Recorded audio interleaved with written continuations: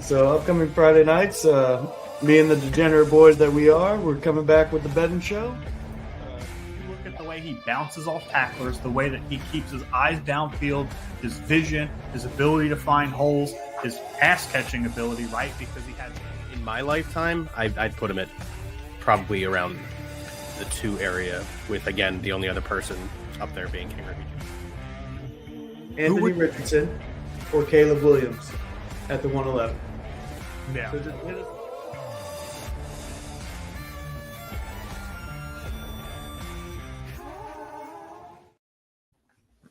Ladies and gentlemen, boys and girls, children of all ages, welcome back to baseball season of BSing Sports, where we do a little BS and we talk a whole lot of sports. It's been a long time since I've been on. I haven't been on since the Eagles won the Super Bowl. That's right. The Philadelphia Eagles won the Super Bowl. Figured I'd drop it in here in conversation real quick. With me, as usual, when I do my shows is Ryan. Ryan, how you doing? What's going on, Bill? Work. Lots and lots of work. But you know that. I'm looking at this scuff mark on my water bottle. It's shaped like a lizard. It's an interesting scuff mark. But yeah, so it's Philly season finally here. Baseball season has erupted for us. The 2025 Phillies started off pretty well. You know, they're sitting here 7-3. They dropped one last night to the Atlanta Braves. Not ideal, but it does happen. You can't win 162 games. It's just not really possible. And all 3 of the top NL Cy Young, the top 3 from the NL Cy Young voting last year, all gave up 5 earned runs last night. Chris Sale, Zach Wheeler, and Paul Skeens. Just was not a good day for former Cy Young candidates / winners last night. Now, Chris Sale and Zach Wheeler did face off against each other, you know, in Atlanta, Truist Park. It's a beautiful stadium. And again, it's not ideal to drop, you know, the first game in a 3-game series to the 1-7 Met or Braves rather. But again, it's going to happen. You're not going to sweep the Braves throughout the season. You're not going to win 162 games throughout the season. It just is what it is. You know what I'm saying?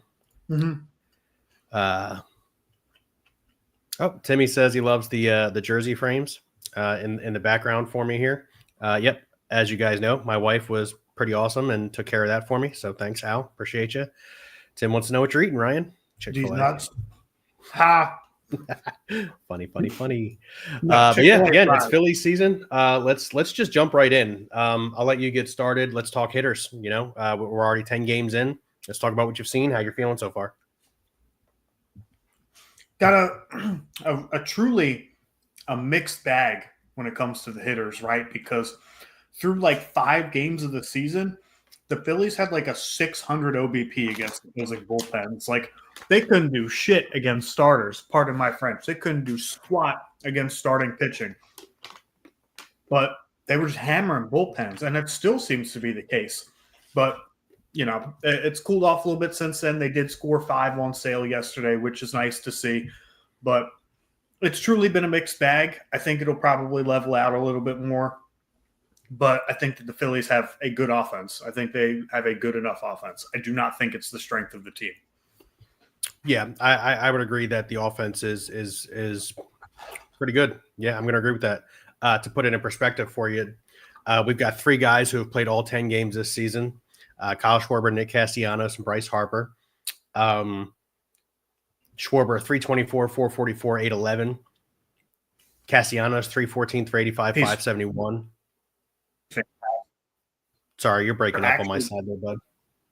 Schwarber actually leads the league in slugging, OPS plus, and some other weighted metric that nobody gives a shit about. But yeah, he leads the league in slugging, OPS, and OPS plus. He's been phenomenal, man. Yeah, I agree. And then Harper again, 275, 356, 400 for 756 OPS. Again, those are the 3 guys that have played all 10 games. Then you kind of fall off here a little bit.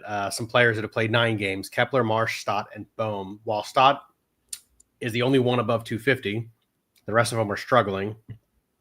The OBPs aren't terrible. 333 for Kepler, 310 for Brandon Marsh.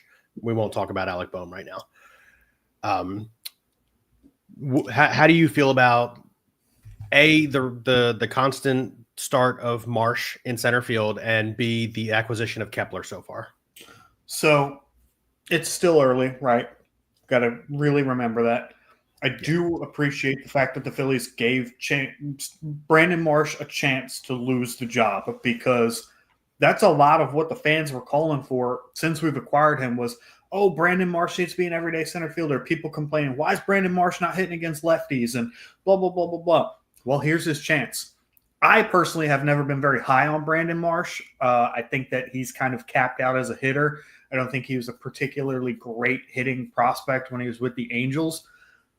Great fielder. I think he's a better fielder than Rojas. I don't know if we talked about that last night or not, but we did a little bit.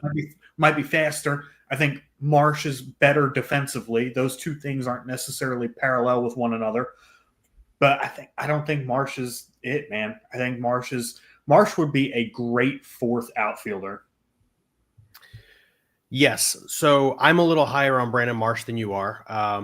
However, I do agree with you that he wasn't a high prospect as a hitter coming out of Anaheim when we traded for him.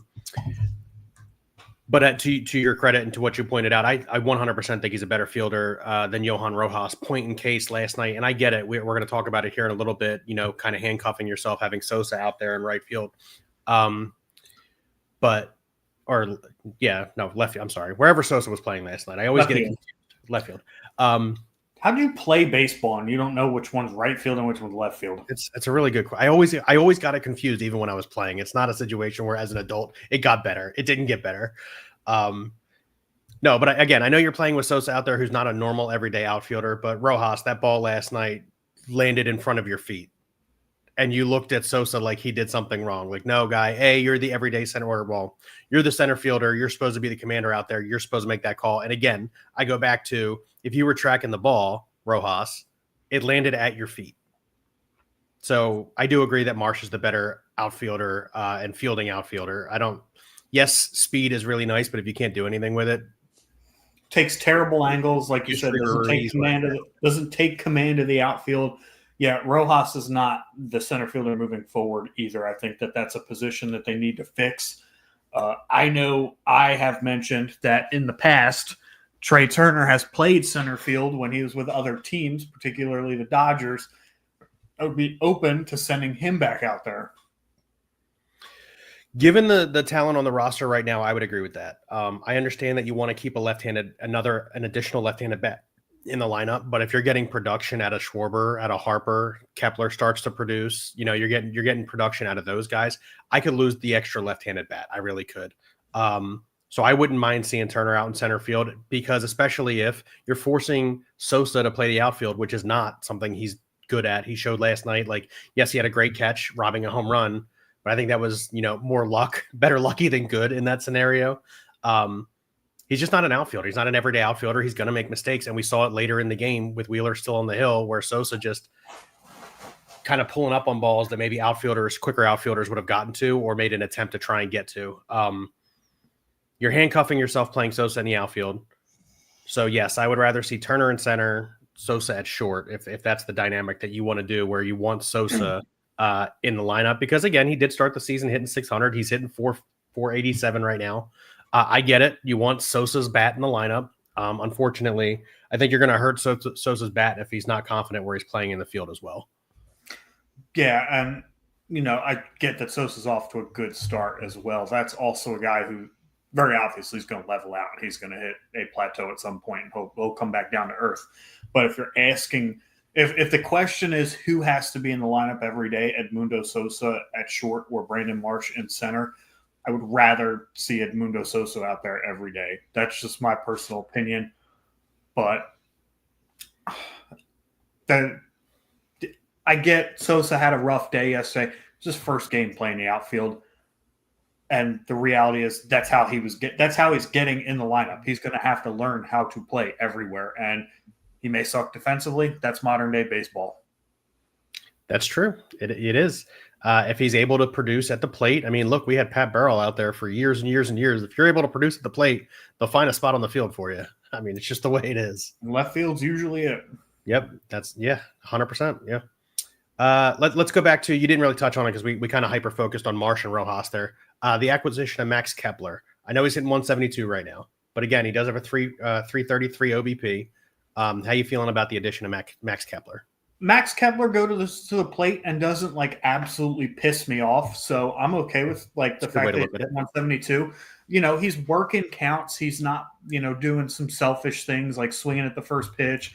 You know, he's seeing pitches. He's making pitchers work to get him out. And like you said, OBP of 333, that's not great either necessarily. But when the average comes up, so will that. But the fact that he's walking a lot, being a tough out right now, being a veteran presence in a lineup like you would expect him to. Maybe his cold streak just happens to be in the beginning of the season. You know, it's a long 162 game season. There's going to be ebbs and flows. He's also coming off an injury rattled season. Yeah. So he didn't play much last year. New environment, completely different from Minnesota. So that's another thing to consider. To your point, working counts, not pissing you off when he's at the dish. 29 at bats this season, only 6 strikeouts. I mean, that's pretty good considering you're only hitting 172. When you look at a 172 average, you're thinking, oh, dude's going up there and he's an easy out. And no way is Max Kepler an easy out right now. To your point, he's putting the ball in play. He's just hitting it right at guys. The only person who has actually struck out less than him on the everyday Phillies lineup is Nick Castellanos. That is correct, with only 4 strikeouts. Yes. Who I think we need to mention has had like a phenomenal start to the season compared to what Castellanos did last year at the start of the season. Looks excellent. He's not chasing that down and away breaking ball.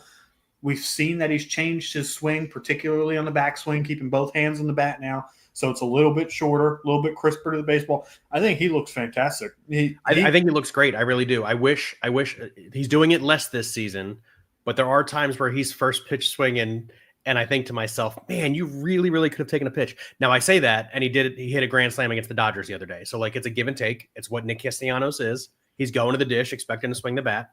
He's going to swing the bat. But sometimes I do kind of wish he'd take a pitch.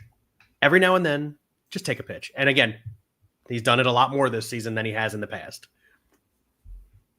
Yeah, him and Schwarber. Schwarber's playing on a contract year, but we'll see how the rest of the season goes. I'm not opposed to bringing Schwarber back. And Castellanos, if he keeps this up, maybe he's not trade bait at the deadline. Maybe, yeah. Vermuto also on a contract year this year. Yeah. So is obviously we've talked about it a little bit. Ranger Suarez, but he hasn't pitched yet because of the lingering back injury. He's still in the IL. Let's see. We talked about them. I mean, I guess we could touch on JT Realmuto real quick. He's only hitting 214. However, that's come up in the last 3 games. Going into the last game against the Dodgers, he was hitting 77. He's hitting 214 now. And another guy who's working counts, not a completely easy out, but the average is coming up. Again, contract year. We saw what he could do against the Dodgers, throwing guys out that are trying to run first game, last game of that series. First game, second game of that series. Thoughts on Realmuto and a possibility of returning? You and I have had a lot of conversations about this. Yeah, I'm still up in the air about it. I guess what they do with Schwarber would give an indication of which direction this team thinks they're going. But, Realmuto's 34 years old now. Right, I get that he's a freak athlete. He's a little bit different than most other catchers. He's caught probably the most innings in the league since we've acquired him, probably by far. I just don't know, like, how much longer is his body going to be able to last behind the plate? And to your point about production, it's not all about the average with catchers, right? The fortunate thing about JT Realmuto is he doesn't have to go 2 for 4 every day to impact the game. The way he calls the game, the pitching staff's been phenomenal. We'll get to them in a second. The way that he throws runners out, keeps base runners in check. That type of presence, is not something that Rafael Marchand or anybody in the organization would immediately be able to fill. Where Correct. Marchand, maybe younger, maybe fresher knees, maybe a better bat at this point. Debatably, I'm sure Realmuto will continue to get hot and be as that usual 265, 265 self.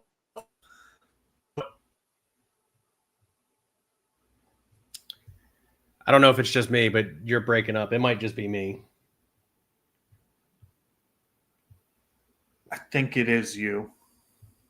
See, on my screen, it's you, and I'm checking. I have good whatever. It doesn't matter. I caught most of what you said.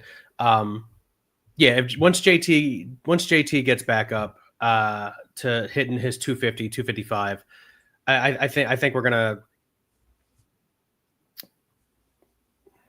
Okay, Tim says it's breaking up. Okay, we're not going to concern ourselves with that. It happens. Sometimes internet doesn't Okay, work. yes, you. It's what we get. But yeah, so once JT gets back up to his normal 250, here's what you and I have talked about. Is JT possibility of moving to first, Harper going back out in the outfield, or moving JT into the outfield, try and save his knees a little bit because he can still run. He can still run.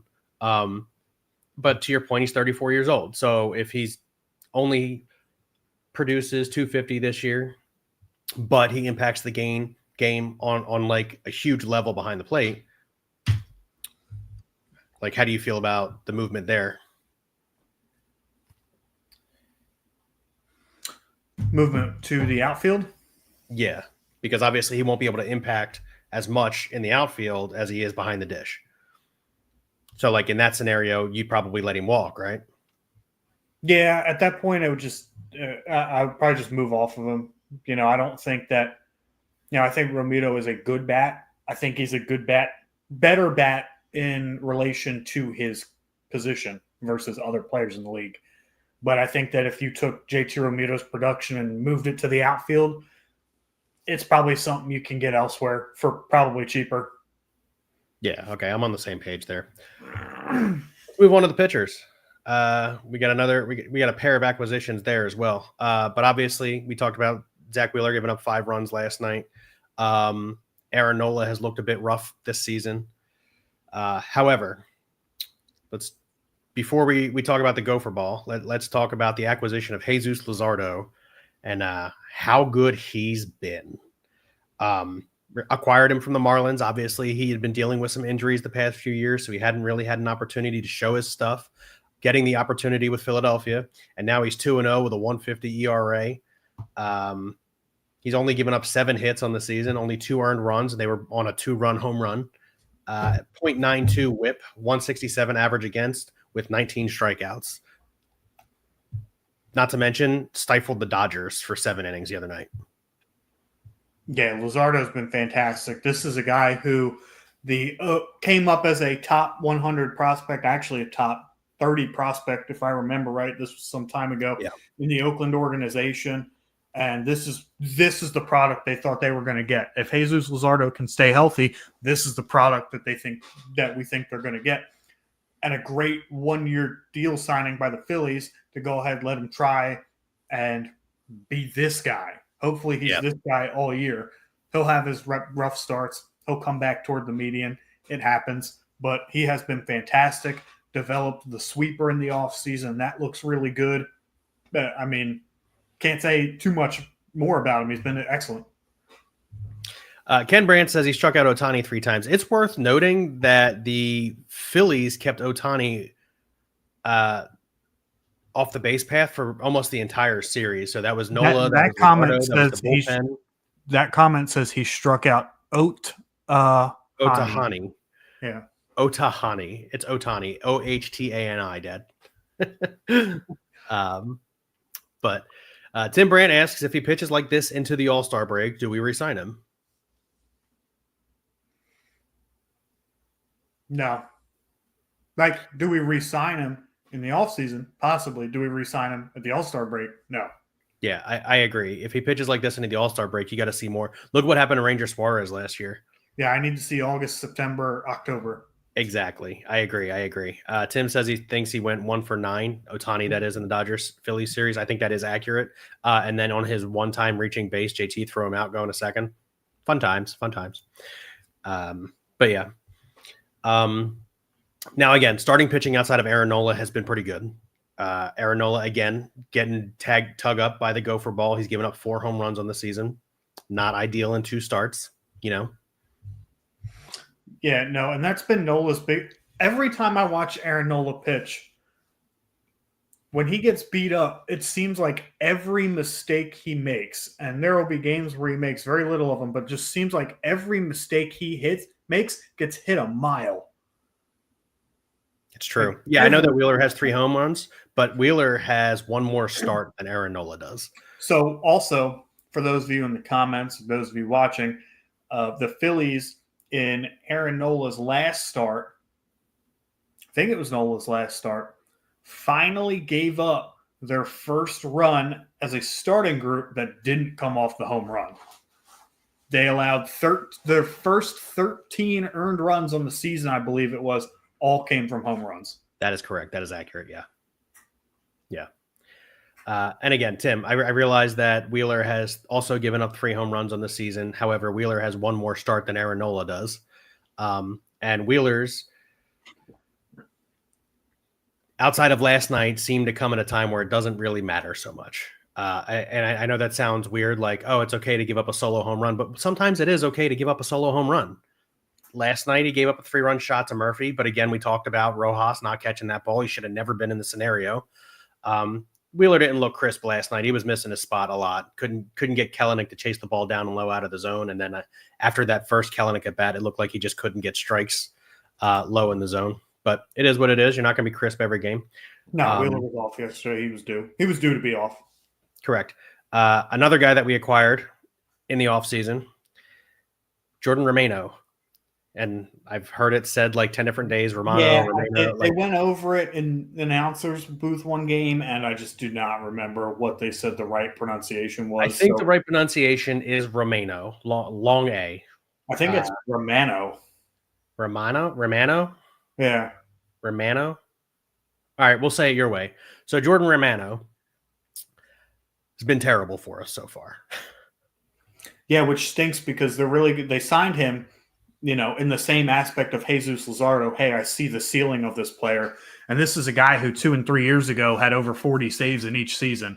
Yeah. He was hurt most of the year last year, didn't pitch particularly well in the time that he was on the field. This is a guy they signed to be impactful and replace Jeff Hoffman in the bullpen, and he needs to start doing that, right? I don't think we need to run this guy out of town. I don't think that we're at the point on April 9th where we should start taking him out of high leverage situations because truthfully, again, we're going to need to force his hand. It can't just be Orion Kerkering as the only right-hander we can rely on in the 8th and 9th inning to get outs. Somebody else has to do it. So Romano has the history. He's got, 1 year to figure this out. I think you give him a little bit longer of a leash. If he's still getting roughed up in those high-pressure situations in about a month, go ahead and hit the reset button, get him figured out. But he needs to. Yeah, I would agree. He absolutely needs to get it figured out. In 4 innings, he's got an ERA of 15.75, 7 earned runs. He's given up a long ball. He's walked 4 guys. An opponent's batting average against is 353, which for a reliever, as you know, is just not good. For anybody, that's terrible. Well, yeah, that's a good point too. But especially for a reliever, a guy who's supposed to come in and get 3 outs, right? So I agree. He needs to kick it up a notch. However, Matt Strom, Orion Kerkering, Jose Alvarado kind of had a rough outing the other day, but he got through it. He gets the win against the Dodgers. They've all looked like what we expected them to look like, what they've looked like the last couple of years, Kerkering, Strom, and Alvarado. So good on them. Tanner Banks has been solid in his couple outings, and Jose Ruiz also solid in his couple of outings. So the bullpen outside of say it again, Romano. Yeah, okay, outside of him has been solid. So if he gets it figured out, I think the bullpen is actually a strong point on the team, which is a unique thing to say for the Phillies because for a long time it wasn't. Yeah, I just like I said, a little bit more patience with Romano, but the clock's ticking. Correct. All right, one other pitcher I want to talk about because you and I literally talk shit on this guy all the time, and then he comes out, and I get it. Deservedly so. Deservedly so. He comes out against the Rockies, and I get it's the Rockies, but it is a big league club. Pitches 6 close or shutout innings. Good for Taijuan Walker. I just want to throw it out there. His mom was in attendance. Good for Taijuan Walker. Yes, good for him. That's what we were hoping to get on a consistent basis when we signed you. Yeah, 74 million reasons why you need to keep doing it. But it raises the question, right? Taijuan Walker's in the rotation. We get maybe 3 or 4 more quality starts out of him. Ranger comes off the IL, a guy with a history of not being able to stay healthy in the rotation. What do you do? Bullpen. I think he becomes another lefty in the bull. If Walker is pitching well and you're winning with the 5-man that you've got, I think Ranger goes with the bullpen. And I mean, I sent you the article earlier today. Andrew Painter starts his rehab assignment here on Friday. They're talking by June he could be in the big leagues. So even if Taiwan's not pitching great and Ranger comes back and doesn't pitch great, Andrew Painter is on the horizon. So I don't think Painter sees the majors this year, unless it's it's a September call up. I mean, I read the article earlier. It sounds like they're trying to get him in here by June. I don't know in what capacity. Yeah, I just don't know what the rush would be. That's a good point, especially if we're winning. Yeah, especially if you're winning and Ranger and Taiwan and Jesus are still pitching well. It's like, okay, why are you giving this guy like big league relief innings? Like, what, That's a good point. That's a good point. That do. We already kind of touched on these. Let's go into league standings real quick. Just so everybody's aware, the way we did the baseball shows last year, we're not doing it that year. This year. We're just doing Phillies recap shows, kind of like we just switched over to Eagle recap shows during football season. However, we will still talk MLB standings every show, just so you know we're keeping up to date on what's going on around the league. In the American League, Yankees and Blue Jays both 7-5, Red Sox 6-6, Orioles 5-7. In the Central, Tigers 7-5, Royals 6-5. I'm just giving winning records at this point. In the West, the Angels are, winning percentage-wise, are in first in that division, 7-3. Rangers, 9-4. And then in the NL, Phillies, win percentage-wise, first place, 7-3. Mets, 8-4. Marlins, 6-6. Central, Cubs, 9-6. Brewers, 6-5. And the West, man, that division getting off pretty hot. Padres 9-3, Giants 8-3, Dodgers 9-4, Diamondbacks 6-6, all in the NL West. I feel like if you're not in the NL West, you're going to need to win your division to get in the playoffs this year. Well, maybe. I guess the Mets and Phillies are still kind of up there with them, and the Braves are probably going to win their fair share of games. So I guess it doesn't. They'll heat up. That offense has been far too cold. 4-5, which is Kyle out here, and I know we're talking about the Rojas catch. We made the comment on it earlier. He's got to make that catch. 100%. I agree with you. Final thoughts going into Game 11 of the season here in an hour. Go. Don't overreact. We'll be fine. Oh, man, I'm so glad you said that because that's exactly how I feel. It's not that we're talking directly to you, Pop, but don't overreact. It's Game 11 tonight. Yeah, the Braves had one win. I've seen a lot of craziness on there, like Aaron Nola needs to go, and Max Kepler is the worst signing in the MLB, and relax. RELAX. Relax. Yeah, because there's no reason to panic at Game 11, especially when you're 7-3.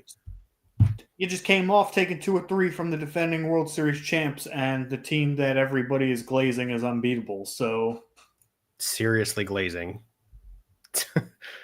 But yeah, where's that special little thing at? You wanna call me in there, guy? Yes, Tim, we said that. Kyle says Nola is like one of the best pitchers in the league. He has his moments where he looks like one of the best pitchers in the league. I would say he's top 25. Every mistake he makes gets hit a quarter fucking mile. It makes no sense. Which is unfortunate because he pitches 6 innings of good ball outside of the 1 or 2 mistakes he makes. But to Ryan's point, they go 500 feet, which isn't great. No, but yeah. I think the thing is still on there. You want to click the button? Is it? I hope it is. That'd be kind of cool. Let's find out. It's not on there. It's not? No. All right. Well, it sounds like we're going to the bullpen here. Thanks for joining us here on BSing Sports, where we do a little BS and we talk a whole lot of sports. Thank you and have a great night.